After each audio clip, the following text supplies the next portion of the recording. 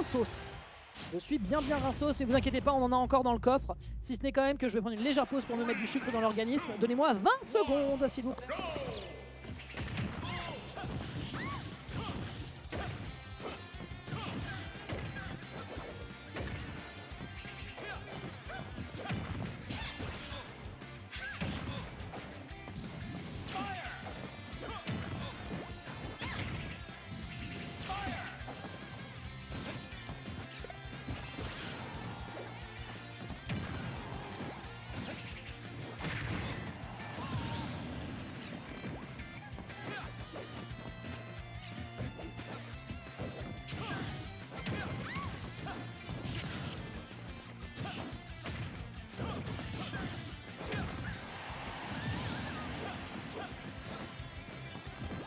Bon, alors je suis de retour. Oui, bon, bah on est sur Smash 4, il n'y a que 2 stocks et ça dure 5 minutes, c'est ça? Ok, pour l'instant, bah voilà. Et, ah, le saut est consommé. Le saut est consommé, je répète. Les carottes sont cuites, les pâtes sont cuites également. Ça aurait pu être dangereux. Non, ça. Niveau des avantages, ça va. On s'en sort quand même du côté d'Elias, mais on est obligé de le payer dans les pourcentages. Après, phase d'avantage oblige. Malheureusement, on se perd un peu ici et l'adversaire trouve une réplique. Il n'y aura pas encore de kill sur ce forwarder, mais là, on est clairement en danger. Oh, il ne reviendra pas. Je ne sais pas s'il a pris le turnip, mais malheureusement, il va devoir concéder une stock. L'adversaire est à 36%. Il y a du taf. Là, clairement, il y a du taf. Et on rappelle quand même qu'il a beaucoup donné dans le match contre Sujune, même si c'était fun. Bah là, en l'occurrence... Oh, ok, ça réenchaîne. L'adversaire est effrayé. L'adversaire se prend des bastos. Et le revenge kill pourrait peut-être être récupéré ici de la part du joueur à Oned. Face à un Cody qui, lui, de son côté, a eu bien le temps de se reposer. Ok, ouais, on temporise le plus possible, on profite du float pour mettre de la pressure. Je comprends l'idée. Malheureusement, la tech qui est absente, permettant d'aller enchaîner et de trouver des resets dans ce combo game. Et réenchaîner derrière par un grand coup de couronne directement dans le faciès, lui perforant le bec et l'envoyant immédiatement hors du tournoi. Mais vous inquiétez pas, il va revenir pour une game 2, évidemment. Évidemment. Mais ouais, très belle découverte Cody, effectivement, je suis d'accord de ce qui est dit dans le chat de la part du bon Tessom. Alors, on ne le connaissait pas et sa pitch est solide, sa pitch est méga solide, le joueur est vraiment solide avec son personnage. Des belles phases d'exécution, des belles phases d'avantage, franchement c'est du bonheur. Et ça fait plaisir de savoir que voilà, on a toujours des gens qui passent un petit peu de partout. Il faudrait qu'on vérifie les stats pour voir un petit peu de toutes les nationalités qu'on a eu, mais voilà, on a eu pas mal d'anglophones, on a eu des Belges. Je sais plus si on a eu des Espagnols ou des Italiens, mais voilà, on a quand même eu du bonheur sur ces quelques années de cause. Et qui va continuer bien évidemment dès la rentrée. Je le rappelle qu'il reste encore 2 dates. A priori le 23 et le 30 juin. Peut-être en juillet mais c'est pas encore garanti. Et après ce sera à la rentrée qu'on reviendra pour la 3e saison de la Knockout. Ok. Vraiment c'est des bons dégâts qui sont rentabilisés de la part d'Elias. Très propre sur cette empty jump. C'est ça qui du coup ne sait pas trop s'il doit jouer la carte de la défense ou de l'attaque pour l'instant. Il est en train de beaucoup subir. Y a-t-il un 0 to death à aller chercher? Évidemment, ce sera l'ombrelle qui va complètement casser mes ambitions, casser mes espoirs, casser mes rêves. Backer, évidemment. Il y a eu le Luxembourg, toi et Arbok. Ah, vous êtes tous les deux du Luxembourg. Bah, j'étais pas au courant. Parce que Arbok, il est parti pour ses études au Luxembourg ou il est luxembourgeois? Bon, bref. Ok, voilà, démarrage de combo évidemment avec le toss de turnip, préenchaîné avec la punition d'air dodge qui est bien lue de la part de Cody. Et ça permet déjà de remettre les compteurs à l'équilibre. Pas d'up smash, il y aurait peut-être une plus grosse punition. On oublie que l'adversaire peut sauter très haut. Et le kill est récupéré avec cette paire. Belle proposition qui est faite pour le moment du côté d'Elias qui va enfin sécuriser une stock. Alors que l'adversaire, on rappelle, a déjà un point d'avance. Il y a un Stitch là, ouais, c'est ce que je pensais. Oh non! Dommage, parce que là vraiment on avait une rentabilité en termes de pourcent, c'est nickel. Voilà, par le coup c'est bien enchaîné, des gros dégâts encore une fois. Mais il va falloir éviter de se faire taper dessus. Parce qu'on a bien vu tout à l'heure, c'était quand même risqué. Ok, on s'attendait à ce que l'adversaire va récupérer le center stage. Il n'y aura pas de punition malheureusement sur ce dernier, alors que pourtant on avait a priori une réponse qui pouvait être legit. Ok, Gallop attaque, tranquille, réflecteur. Down tilt sur l'adversaire qui lui rentre dedans. Et une belle punition qui est faite ici, avec une taunt.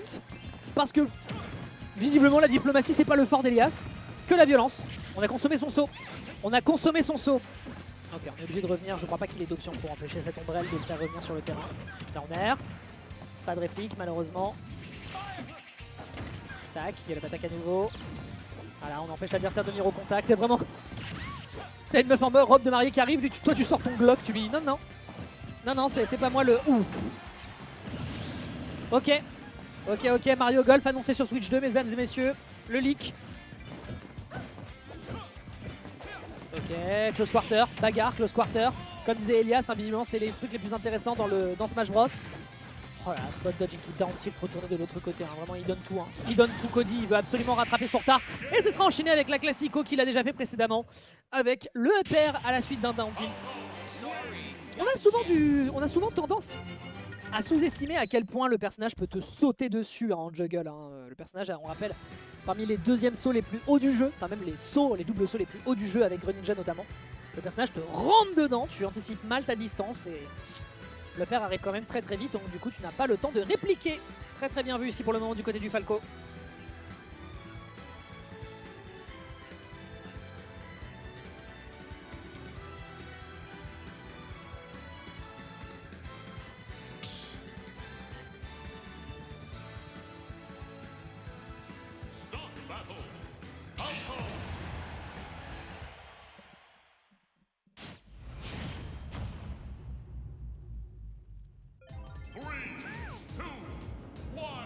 Et c'est reparti.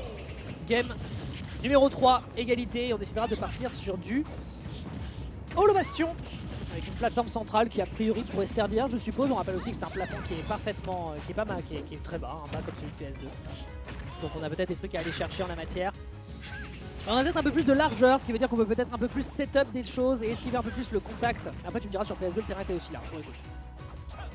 On va bien tenter, mais le float évidemment qui va contrer cette stratégie. L'adversaire ne te tombera pas dessus comme tu l'espères, mon bon Elias. 97 à 98, c'est du even. Les deux sont en train de s'envoyer des patates.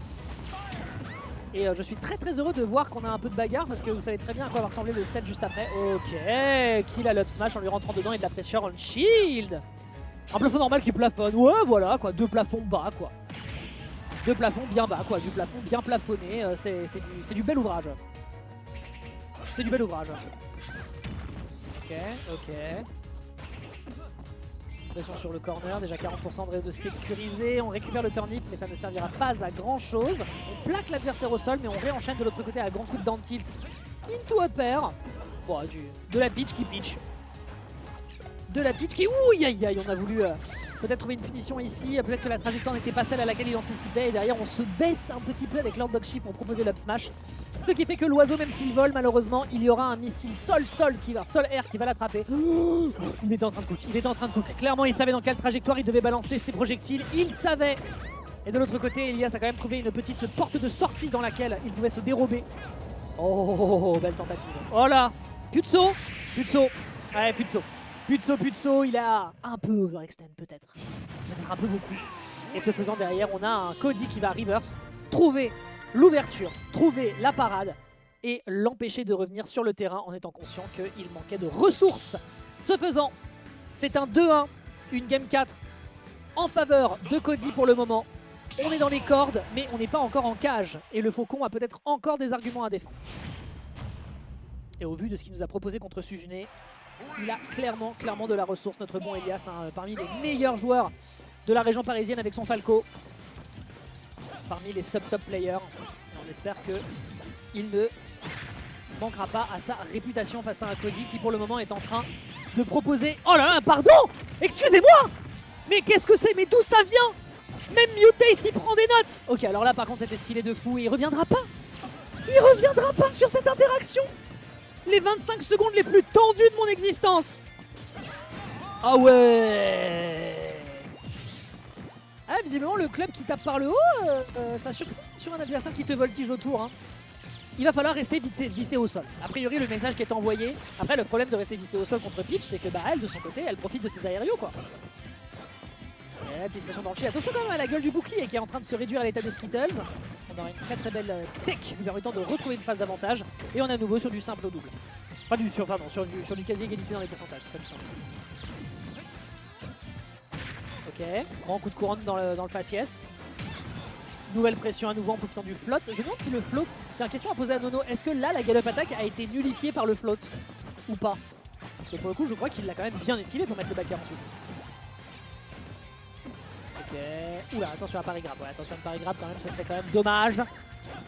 101% à 79, clairement des deux côtés ça peut mourir vite et fort. Ok, on prend son temps cette fois-ci pour revenir sur le stage, mais le back air va permettre de maintenir cette phase d'avantage de la part de Cody qui profite du fait que l'adversaire est passé très peu de temps sur l'upstage, et le back air en savoir spot qui va encore lui sauver un peu lui sauver l'honneur. Hop, up throw.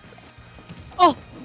Ok, très bien vu, la carte agressive vivement a l'air de fonctionner du côté de son adversaire, et là le down tilt, le fauchage qui à nouveau fait le travail, réenchaîner derrière pour une punition parce que tu sautes un peu trop mon ami, et ce faisant, on y va. Le float il est collé au sol, c'est le bear qui a la prio de dingue. D'accord. C'est ce que je me disais, mais j'avais pas envie de dire une bêtise, merci beaucoup Nono. Blaster pour la beauté du geste, voilà, tu es en mer. Il gratouille, il a pas trop le choix, ok, belle réplique, l'adversaire qui pense être à l'abri, mais non, le dernier n'a pas tant de lag que ça, et un bon gros jab va lui rentrer dedans assez vite. Gros dégâts qui sont occasionnés, petit retour sur l'ombrelle, ça pourrait être un reverse, un reverse à l'ombrelle, en vrai personnellement je l'aurais pas méga bien vécu, et ça pourrait peut-être être d'ailleurs le début, ça pourrait même être le début de quelque chose de grave, non ça va. Au niveau du contact il s'en sort, mais derrière il y a encore un backer qui vient l'attraper, on est à 60% sur une petite erreur. Ah, il dort sur le bord, et derrière on a bien sorti le bon arsenal pour aller chercher la punish, et c'est tellement dommage. On pensait qu'il avait l'espoir de revenir sur une game 5, mais de l'autre côté un Cody qui a une force de réaction, le down tilt pour savoir qu'ensuite il faut utiliser la poêle. La batte de baseball, je sais plus ce qu'elle a. Je sais qu'elle a une poêle, je sais pas si c'est la poêle qui fait la